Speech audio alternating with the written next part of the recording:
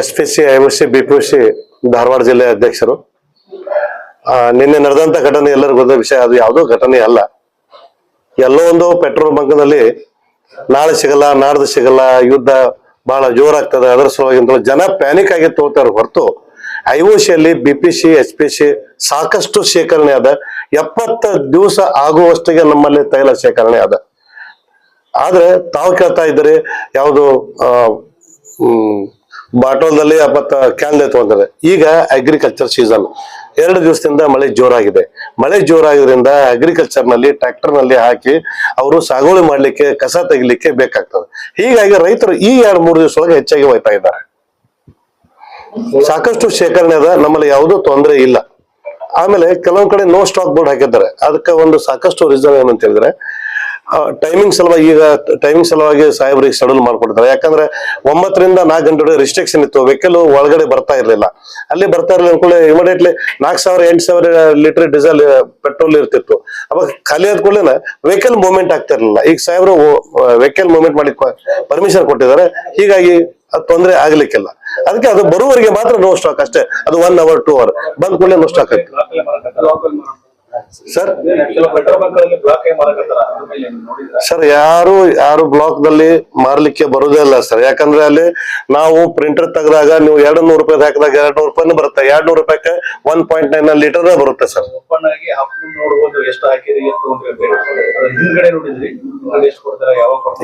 ನಾವಂತೂ ನೋಡಿಲ್ಲ ಸರ್. ನಮ್ಮಲ್ಲಿ ಪೆಟ್ರೋಲ್ ಬಂಕ್ ಮಾಲಕರು ಯಾರು ಹಾಗೆ ನಮ್ಮ ಧಾರವಾಡ ಜಿಲ್ಲೆಯಲ್ಲಿ ಮಾಡಿಲ್ಲ. ಅದು ಏನಾರು ಇದ್ರೂ ಸಹಿತ ನಾವು ಮೇಲಾಧಿಕಾರಿಗೆ ನಾವು ಸಹ ತಿಳಿಸ್ತೇವೆ ಸರ್. ಎಲ್ಲರಿಗೂ ನಮಸ್ಕಾರ. ನಿನ್ನೆ ದಿನ ಪೆಟ್ರೋಲ್ ಮತ್ತೆ ಡೀಸೆಲ್ದು ಅಭಾವ ಆಗಿದೆ ಅಂತ ಹೇಳಿಬಿಟ್ಟು ಜನರೆಲ್ಲ ಪ್ಯಾನಿಕ್ ಆದ್ರು. ಮತ್ತೆ ಪೆಟ್ರೋಲ್ ಬಂಕ್ ಗಳಲ್ಲೆಲ್ಲ ಜನಗಳು ಬೈಕ್ ಕಾರ್ ಎಲ್ಲ ತಕೊಂಡ್ ಬಂದು, ಮತ್ತೆ ಹಾಗೆ ಜನರು ಸಹ ವಿದೌಟ್ ಎನಿ ವೆಹಿಕಲ್ಸ್ ಆತರ ಎಲ್ಲ ಬಂದಿದ್ರು ಪ್ಯಾನಿಕ್ ಮೂಡ್ ಅಲ್ಲಿ ಧಾರವಾಡ ಮತ್ತೆ ಹುಬ್ಳಿ ಲಿಮಿಟ್ಸ್ ಅಲ್ಲಿ. ಬಟ್ ಇದು ಮಿಸ್ರೆಪ್ರೆಸೆಂಟೇಷನ್ ಇಂದ ಆದ ಘಟನೆ. ಆದ್ರೆ ಈ ತರ ನಮ್ಮೊಟ್ಟಿಗೆ ಈಗ IOCL ಮತ್ತೆ ಈ ಪ್ರೆಸಿಡೆಂಟ್, ಈ ಸಮೂಹದ IOCL, BPCL, HPC ಮತ್ತೆ IOCದು ಪ್ರೆಸಿಡೆಂಟ್ ಶಾಂತರಾಜ್ ಪೋಲ್ ಸರ್ ಇದ್ದಾರೆ. ಮತ್ತೆ IOCL ಸೀನಿಯರ್ ಡಿಪೋ ಮ್ಯಾನೇಜರ್ ರಾಯಪುರದವರು ಉಮೇಶ್ ವೋರಾ ಸರ್ ಇದ್ದಾರೆ. ಆಮೇಲೆ senior depot manager HPCL Raipur Devdhruv sir ಇದ್ದಾರೆ. ಇವರು ನಮಗೆ ಅಂದ್ರೆ ಏನು ಕ್ಲಾರಿಫಿಕೇಶನ್ ಕೊಡ್ತಿದ್ದಾರೆ ಅಂದ್ರೆ, ಯಾವ ಅಭಾವನೂ ಆಗಿಲ್ಲ, ರೆಗ್ಯುಲರ್ ಸಪ್ಲೈ ಇದೆ, ಏನು ಸಮಸ್ಯೆ ಇಲ್ಲ, ಯಾರು ಪ್ಯಾನಿಕ್ ಆಗೋದು ಬೇಡ. ಮತ್ತೆ ನಮಗೆ ವೆಹಿಕಲ್ದು ಮೂವ್ಮೆಂಟ್, ಪೆಟ್ರೋಲ್ ಡೀಸೆಲ್ದು ವೆಹಿಕಲ್ದು ಮೂವ್ಮೆಂಟ್ ಮೊದಲು 8 to 12 AM ಅಂದ್ರೆ 8 to 12 PM ಬೆಳಿಗ್ಗೆ, ಆಮೇಲೆ ಸಂಜೆ 4 ರಿಂದ 8 ಗಂಟೆವರೆಗೆ ರೆಸ್ಟ್ರಿಕ್ಷನ್ ಇತ್ತು. ಬಟ್ ಆ ರೆಸ್ಟ್ರಿಕ್ಷನ್ ಎಲ್ಲ ನಾವು ರಿಮೂವ್ ಮಾಡಿದೀವಿ. ಯಾವ ರೆಸ್ಟ್ರಿಕ್ಷನ್ ಇಲ್ಲ. ಮತ್ತೆ ಇದು ಎನಿ ಟೈಮ್ ವೆಹಿಕಲ್, ಇದು ಪೆಟ್ರೋಲ್ ಮತ್ತೆ ಡೀಸೆಲ್ ಇರುವ ವೆಹಿಕಲ್ಸ್ ಮೂವ್ಮೆಂಟ್ ಇದೆ. ಯಾರು ಪ್ಯಾನಿಕ್ ಆಗುವ ಸಿಚುವೇಶನ್ ಇಲ್ಲ, ಯಾರು ಆಗ್ಬೇಡಿ. ಇಷ್ಟು ನನ್ನ ವಿನಂತಿ. ಪೆಟ್ರೋಲ್ ಬಂಕ್ ಕ್ಯೂ ಹಚ್ಚಿರೋದು ನಿನ್ನೆ ರಾತ್ರಿ ಎಲ್ಲ, ಅಂದ್ರೆ ರಾತ್ರಿ ಸಂಜೆಯಿಂದ ಸ್ವಲ್ಪ ಸ್ಟಾರ್ಟ್ ಆಗಿದೆ. ಮತ್ತೆ ಕ್ಯೂ ಹಚ್ಚಿರೋದು ಅದನ್ನೆಲ್ಲ ನಾವು ಇದು ಅಂದ್ರೆ ಎಲ್ಲ ನಾವು ಬಂದೋಬಸ್ತ್ ಮಾಡಿಬಿಟ್ಟು ಎಲ್ಲ ಅಂದ್ರೆ ಜನರಿಗೆ ಪ್ಯಾನಿಕ್ ಆಗ್ಬೇಡಿ ಅಂತಾನೂ ಹೇಳಿದೀವಿ. ಮತ್ತೆ ಅಲ್ಲಿ ಪೆಟ್ರೋಲ್ ಬಂಕ್ ಗಳಿಗೂ ನಾವು ಜನರಿಗೆ ತಿಳಿಸಿ ಅಂತ ಹೇಳಿದೀವಿ. ಮತ್ತೆ ಯಾವ ಲೂಸ್ ಪೆಟ್ರೋಲ್ ಯಾವ್ದು ನಾವು ಮಾರಾಟಕ್ಕೆ ಯಾವ್ದು ಪೆಟ್ರೋಲ್ ಬಂಕ್ ಅವರು ಕೊಡ್ತಾ ಇಲ್ಲ. ಮತ್ತೆ ಅದು ಲೂಸ್ ಆಗಿ ಮಾರಾಟ ಮಾಡಿದ್ರು ಅದು ಅಪರಾಧ ಆಗ್ತದೆ. ಸೊ ಅದನ್ನು ಮಾಡ್ತಾ ಇಲ್ಲ. ಈಗ ಜನ ಅಂದ್ರೆ ಪ್ಯಾನಿಕ್ ಮೂಡ್ ನ ಅವರು ಅಂದ್ರೆ ಪೆಟ್ರೋಲ್ ಬಂಕ್ ಅಲ್ಲೇ ಅದನ್ನ ಕಂಟ್ರೋಲ್ ಮಾಡಿದ್ದಾರೆ. ಅಂದ್ರೆ ಪ್ಯಾನಿಕ್ ಆಗ್ಬೇಡಿ ಅಂತ, ಇದು ಕಂಟಿನ್ಯೂ ಸಪ್ಲೈ ಇದೆ ಅಂತ ನಮ್ಮೂರ್ನ ಸಹ ಡಿಪ್ಲಾಯ್ ಮಾಡಿದೀವಿ, ನಾವು ರೌಂಡ್ಸ್ ಮಾಡಿದೀವಿ. ಮತ್ತೆ ನಮ್ಮ ಆಫೀಸರ್ಸ್ ರೌಂಡ್ಸ್ ಅಲ್ಲಿ ಇದ್ದಾರೆ. ಅಂತದೇನಾದ್ರು ಕಂಡು ಬಂದ್ರೆ ನಾವು ಅದನ್ನ ಅಂದ್ರೆ ಇಮಿಡಿಯೇಟ್ ಆಗಿ ನಾವು ಸ್ಟಾಪ್ ಮಾಡಿದೀವಿ. ಅಂತದೇನಕ್ಕೂ ಅವಕಾಶ ಕೊಟ್ಟಿಲ್ಲ.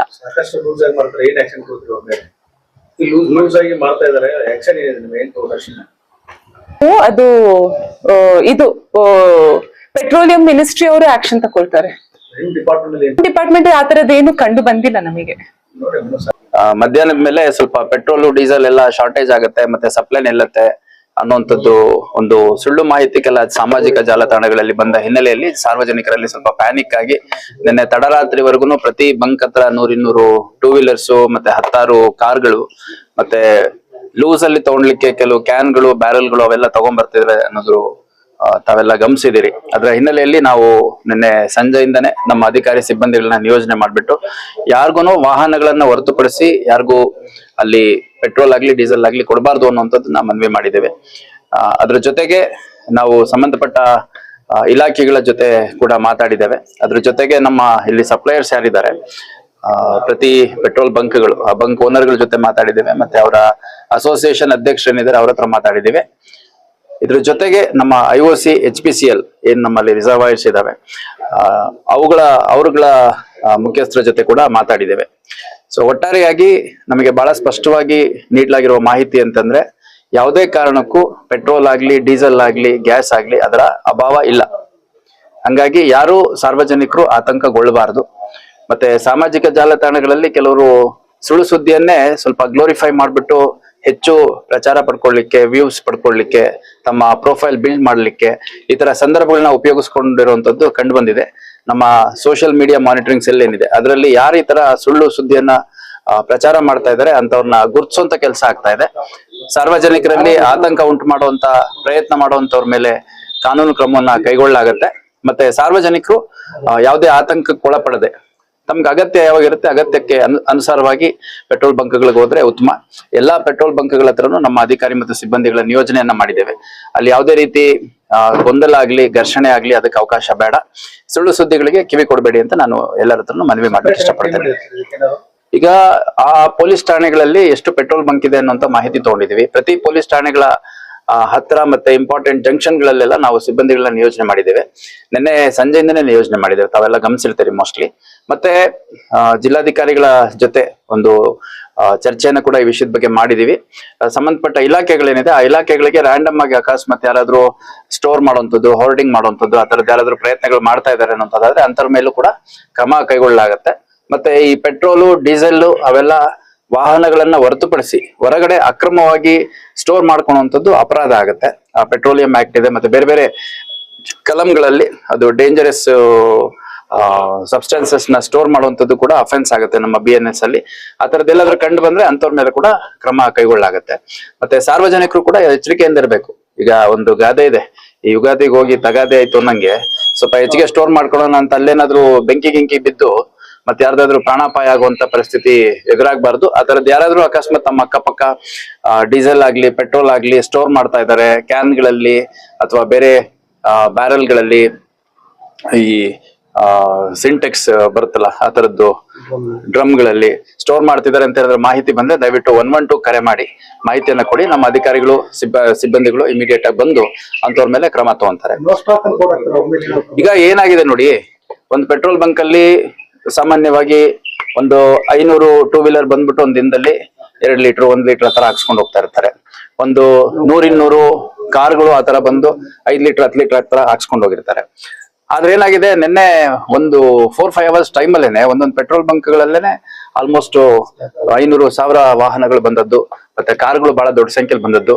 ಮತ್ತೆ 1 ಲೀಟರ್ 2 ಲೀಟರ್ ಹಾಕ್ಸ್ತಿದ್ದ ಟೂ ವೀಲರ್ನವರು 5 ಲೀಟರ್ 4 ಲೀಟರ್ ಟ್ಯಾಂಕ್ ಫುಲ್ ಹಾಕ್ಸಿರುವಂತದ್ದು, ಕಾರ್ಗಳಲ್ಲಿ 40-50 ಲೀಟರ್ ಗಟ್ಟಲೆ ಹಾಕ್ಸಿರುವಂತದ್ದು ಕಂಡು ಬಂದ ಹಿನ್ನೆಲೆಯಲ್ಲಿ ಇವಾಗ ಟ್ಯಾಂಕ್ ಅಲ್ಲಿ ಇರೋದನ್ನೇ ಹಾಕ್ಬೇಕಲ್ಲ. ಅದೇ ನಾವು ಇವಾಗ ಡ್ಯಾಮ್ ಅಲ್ಲೋ ಚಾನಲ್ ಅಲ್ಲೋ ಬರೋ ನೀರಲ್ಲ, ಹಂಗಾಗಿ ಆ ಟ್ಯಾಂಕ್ ಅಲ್ಲಿ ಇರೋದನ್ನ ಎಷ್ಟು ಸಾಧ್ಯ ಆಗುತ್ತೋ ಅವರು ಪೆಟ್ರೋಲ್ ಬಂಕ್ ಅವರು ಹಾಕಿದ್ದಾರೆ. ಅದ್ರದ್ದು ರೀಫಿಲ್ ಮಾಡ್ಲಿಕ್ಕೆ ಮೊದಲು ಟೈಮ್ ರೆಸ್ಟ್ರಿಕ್ಷನ್ ಇತ್ತು. ಇದು ನಮ್ಮ ಹುಬ್ಳಿ ಧಾರವಾಡ ಅವಳಿ ನಗರ ಏನಿದೆ, ಪೀಕ್ ಅವರ್ಸ್ ಅಲ್ಲಿ ಪೆಟ್ರೋಲ್ ಡೀಸೆಲ್ ಟ್ಯಾಂಕರ್ಸ್ ಓಡಾಡೋದ್ರಿಂದ ಒಂದು ಟ್ರಾಫಿಕ್ ಕಂಜೆಷನ್ ಆಗುತ್ತೆ, ಮತ್ತೆ ಅಪಘಾತಗಳಾಗೋ ಸಾಧ್ಯತೆ ಇರುತ್ತೆ. ಮತ್ತೆ ಇನ್ಫ್ಲೇಮೇಬಲ್ ಮೆಟೀರಿಯಲ್ ನ ಕ್ಯಾರಿ ಮಾಡುವಂತ ವೆಹಿಕಲ್ಸ್ ಪೀಕ್ ಅವರ್ಸ್ ಓಡಾಡೋದ್ರಿಂದ ಏನಾದ್ರು ಅಪಘಾತ ಆಗ್ಬೋದು, ಅವಘಡ ಆಗ್ಬೋದು ಅನ್ನೋದ್ರ ಹಿನ್ನೆಲೆಯಲ್ಲಿ ಬೆಳಗ್ಗೆ 8ರಿಂದ 12 ಮತ್ತು ಸಂಜೆ 4ರಿಂದ 8 ಈ ಪೀಕ್ ಅವರ್ಸ್ ಏನಿದೆ, ಪೀಕ್ ಅವರ್ಸ್ ಅಲ್ಲಿ ನಾವು ಈ ವೆಹಿಕಲ್ಸ್ ಮೂವ್ಮೆಂಟ್ ರೆಸ್ಟ್ರಿಕ್ಷನ್ ಮಾಡಿದ್ವಿ. ಈ ಒಂದು ಗೊಂದಲ ಪರಿಹಾರ ಆಗುವವರೆಗೂ ಅದನ್ನ ಆ ಒಂದು ಆದೇಶವನ್ನ ರಿಲ್ಯಾಕ್ಸ್ ಮಾಡಿದ್ದೀವಿ, ತೆರವುಗೊಳಿಸಿದ್ದೀವಿ. ಹಂಗಾಗಿ ಮುಂದೆ ಅವಶ್ಯಕತೆ ನೋಡ್ಕೊಂಡು ಮತ್ತೆ ಆದೇಶ ಅಗತ್ಯ ಬಿದ್ದರೆ ಮಾಡ್ತೀವಿ. ಸದ್ಯಕ್ಕೆ ಆ ಆದೇಶವನ್ನ ತೆರವು ಮಾಡಿಸಿದ್ದೇವೆ. ಹಂಗಾಗಿ 24/7 ಈ ವಾಹನಗಳು ಓಡಾಡ್ಲಿಕ್ಕೆ ಅವಕಾಶ ಇರುತ್ತೆ. ಯಾರು ಆತಂಕ ಪಡಬಾರ್ದು. ಯಾರು ಈ ಸಾಮಾಜಿಕ ಜಾಲತಾಣಗಳಲ್ಲಿ ಸುಳ್ಳು ಸುದ್ದಿಯನ್ನು ಹಬ್ಸುವಂತವ್ರಿಗೆ ಅಂತವ್ರನ್ನ ಇಗ್ನೋರ್ ಮಾಡಿ. ನಮ್ದೇನೋ ಸೋಷಿಯಲ್ ಮೀಡಿಯಾ ಮಾನಿಟರಿಂಗ್ ಸೆಲ್ ಇದೆ, ಅವರು ಕ್ರಮ ತಗೊಳ್ಲಿಕ್ಕೆ ಈಗಾಗಲೇ ಕೆಲವಷ್ಟು ಪ್ರೊಫೈಲ್ಗಳನ್ನ ಐಡೆಂಟಿಫೈ ಮಾಡಿದೀವಿ. ಅವ್ರ ಮೇಲೆ ಕಾನೂನು ಕ್ರಮ ಏನಿದೆ ಅದನ್ನ ತಗೋತೀವಿ. ಅದ್ರ ಜೊತೆಗೆ ಸಾರ್ವಜನಿಕರು, ನಾನು ಆಸ್ ಎ ಪೊಲೀಸ್ ಕಮಿಷನರ್, ನಮ್ಮ DCP ಅವರು ಹೇಳಿದ್ರು, ಅದೇ ರೀತಿ IOC HPCL ಅವರು ಹೇಳಿದ್ರು, ಆಮೇಲೆ ನಮ್ಮ ಪೆಟ್ರೋಲ್ ಬಂಕ್ ಅಸೋಸಿಯೇಷನ್ ಅಧ್ಯಕ್ಷರು ಹೇಳಿದ್ರು, DC ಮೇಡಮ್ ಅವರು ಕೂಡ ಇದ್ರ ಬಗ್ಗೆ ವಿವರಣೆಯನ್ನ ಮತ್ತೆ ಕ್ಲಾರಿಫಿಕೇಶನ್ ಅನ್ನ ಕೊಟ್ಟಿದ್ದಾರೆ. ಇಷ್ಟಾಗಿ ಇನ್ಯಾವುದೂ ಒಂದು ಅಥೆಂಟಿಕ್ ಸೋರ್ಸ್ ಸಾರ್ವಜನಿಕರಿಗೆ ಇದು ಹೊರತುಪಡಿಸಿ ಬೇರೆ ಯಾವುದು ಕೊಡ್ಲಿಕ್ಕೆ ಸಾಧ್ಯ ಇಲ್ಲ. ಹಂಗಾಗಿ ಫೇಸ್ಲೆಸ್ ಅಥವಾ ಐಡೆಂಟಿಟಿ ಲೆಸ್ ಸೋಷಿಯಲ್ ಮೀಡಿಯಾ ಮೆಸೇಜ್ಗಳಿಗೆ, ವಿಡಿಯೋಗಳಿಗೆ, ಆಡಿಯೋಗಳಿಗೆ ಯಾವುದೇ ಕಾರಣಕ್ಕೂ ಕಿವಿಗೊಡ್ಬೇಡಿ. ಬಹಳ ಸ್ಪಷ್ಟವಾಗಿ ಹೇಳ್ತೀನಿ. ಆತರ ಏನಾದ್ರೂ ಸಂದರ್ಭಗಳು ಎದುರಾದಂತ ಸಂದರ್ಭದಲ್ಲಿ ಜಿಲ್ಲಾಡಳಿತ ಸರ್ಕಾರದ ಕಡೆಯಿಂದಲೇ ನಿಮ್ಗೆ ಸಾರ್ವಜನಿಕರಿಗೆ ಸೂಚನೆಗಳು ಯಾವಾಗ್ಲೂ ಕೊಡ್ತಾ ಬಂದಿದ್ದಾರೆ. ಆತರ ಕೊಡ್ಲಾಗುತ್ತೆ. ಹಂಗಾಗಿ ಅಧಿಕೃತ ಅಲ್ಲದಿರುವಂತ ಯಾವ ಒಂದು ಸುದ್ದಿಗಳಿಗೂ ಕೂಡ ಕಿವಿಗೊಡ್ಬೇಡಿ ಅಂತ ನಾನು ಮನವಿ ಮಾಡ್ಲಿಕ್ಕೆ ಇಷ್ಟ.